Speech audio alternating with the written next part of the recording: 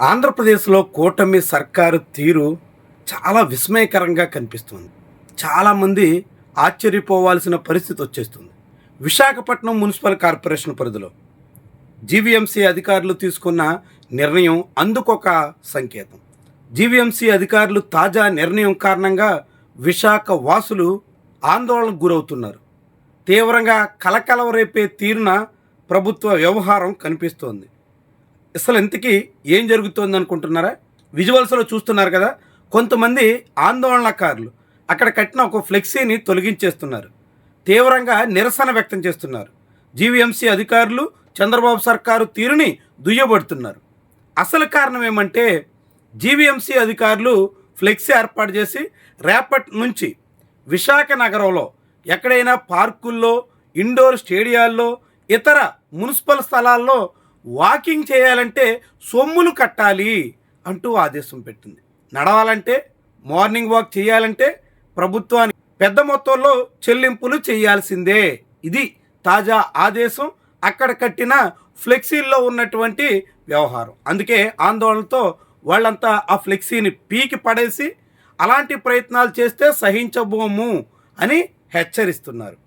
GVMC పరిధిలో ఉన్న Swarnabharathi indoor stadium, Indira Priyadarshini municipal stadium, Rajiv Gandhi municipal stadium, ఇతర అనేక పార్కులు, స్టేడియాలు ఇలాంటి వాటిలో వాకింగ్ చేసేటటువంటి వాళ్ళందరూ కూడా 720 రూపాయల చొప్పున చెల్లించాలి అంటూ డిమాండ్ నోటీసులు ఫ్లెక్సీల రూపంలో అక్కడ ఏర్పాటు చేశారు.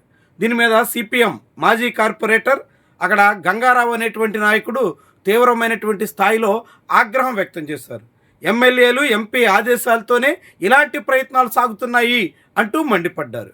నగరంలో పొద్దున్నే ఆరోగ్యం కోసం వాకింగ్ చేసే స్వేచ్ఛ కూడా లేదా అని ప్రశ్నిస్తున్నారు. ఆరోగ్యం కోసం వాకింగ్ చేయాలంటే మున్సిపల్ కార్పొరేషన్కి డబ్బులు కట్టమంటారా అనేటువంటి ప్రశ్న వ్యక్తం చేస్తున్నారు.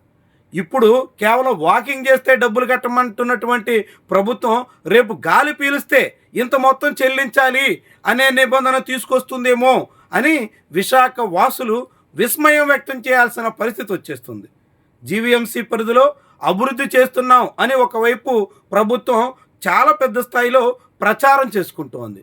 అభివృద్ధి మాట పక్కన పెడితే ఇప్పుడు ఉదయాన్నే వాకింగ్ చేసేటువంటి వాళ్ళ దగ్గర కూడా పెద్ద మొత్తంలో గుంజాలనేటువంటి దిశలో అడుగులు వేయడమే అనేక మందిలో అలజడి రేపుతోంది. చంద్రబాబు సర్కారు గతంలో అనేక రకాల పన్నులేసిన చరిత్ర ఉంది. ఆసుపత్రికి వెళ్తే ఓపీ సీటు కింద, అదేవిధంగా డాక్టర్ దగ్గర కలిస్తే కన్సల్టేషన్ కింద, ఇలా రకరకాలుగా యూజర్ ఛార్జీలు వసూలు చేసినటువంటి ఘనత చంద్రబాబుకు ఉంది. ఆయన సొంతంగా రాసినటువంటి పుస్తకంలో ప్రతి దాన్ని ఇంత మొత్తం చొప్పున వసూలు చేయాల్సిందే, ఏది ప్రజలకు ఉచితంగా ఇవ్వడానికి లేదు అంటూ రాసుకున్నటువంటి ఘనత చంద్రబాబుది.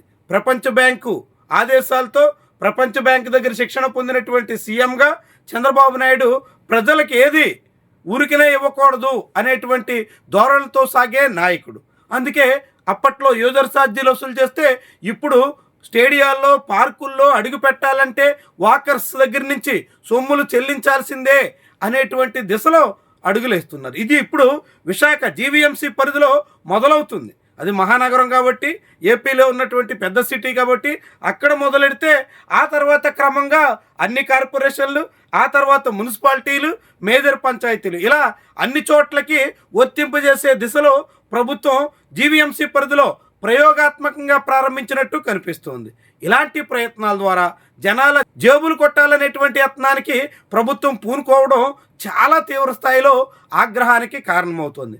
ప్రజాగ్రహం వ్యక్తమవుతున్నా సరే ప్రభుత్వం మాత్రం ముందుకెళ్లే దిశలోనే ఉంది. ఇప్పటికే రాష్ట్ర ప్రభుత్వం అనేక రకాల వృధా ఖర్చులు చేస్తూ కోట్ల రూపాయల్ని వివిధ పేర్లతో వృధాగా ఖర్చు చేస్తూ ఇలా జనాలు జేబులు కొడతారా అని జనం నిలదీసే పరిస్థితి వస్తుంది. తాజాగా చంద్రబాబు సర్కారే సింగపూర్లో మంత్రులకు శిక్షణ పేరుతో కోట్ల రూపాయలు ఖర్చు చేసేందుకు పూనుకుంటోంది. అలా ప్రభుత్వమే ఒకవైపు ప్రజాధనాన్ని వృధాగా ధారాళంగా ఖర్చు చేస్తూ రెండో వైపు జనం నుంచి ఇంకొంత మొత్తం వసూలు చేయాలి. నడిస్తే ఎంత, పరిగెడితే ఎంత, సైకిల్ దొక్కితే ఎంత, చివరికి గాలి పీలిస్తే ఎంత అనేటువంటి మొత్తం వరకు వెళ్ళిపోవాలి అనే దిశలో అడుగులు వేయడమే చాలా మందిలో తీవ్రమైనటువంటి కలకలానికి కారణంగా మారుతుంది. మరి ప్రభుత్వం పునరాలోచన చేస్తుందా? ఇప్పటికైనా జన ఆగ్రహాన్ని గుర్తించి అలాంటి ప్రయత్నాలు విరమించుకుంటుందా? నడిచే వాళ్ళ దగ్గర, వాకర్స్ దగ్గర కూడా డబ్బులు వసూలు చేయాలనేటువంటి ఆలోచన, అలాంటి పన్నాగాలు పూర్తిగా విరమించుకుంటుందా? ఇది ఇప్పుడు విశాఖలో ఎదురవుతున్నటువంటి ప్రశ్న.